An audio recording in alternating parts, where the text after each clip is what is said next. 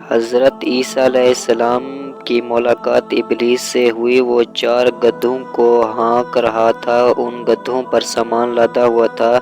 حضرت عیسیٰ علیہ السلام نے ابلیس سے ان گدھوں کے ہانکنے اور سامان کے بارے میں پوچھا۔ ابلیس نے جواب میں کہا کہ تجارت کا سامان ان گدھوں پر لدا ہوا ہے اور خریدنے والے کو تلاش کر رہا ہوں۔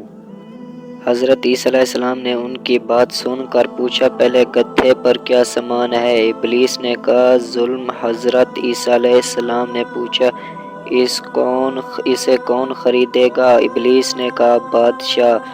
دوسرے گدھے کے بارے میں پوچھا کہ اس پر کیا لدا ہوا ہے؟ ابلیس نے کہا، حسد۔ حضرت عیسیٰ علیہ السلام نے پوچھا، کون خریدے گا؟ شیطان کہنے لگا، علماء۔ حضرت عیسیٰ علیہ السلام نے پوچھا، تیسرے گدھے پر کیا لاد رکھا ہے؟ شیطان ابلیس کہنے لگا، خیانت۔ حضرت عیسیٰ علیہ السلام نے فرمایا، وہ کون خریدے گا؟ شیطان نے کہا کہ تاجر۔ پھر چوتھے گدھے کے بارے میں پوچھا، اس پر کیا لاد رکھا ہے؟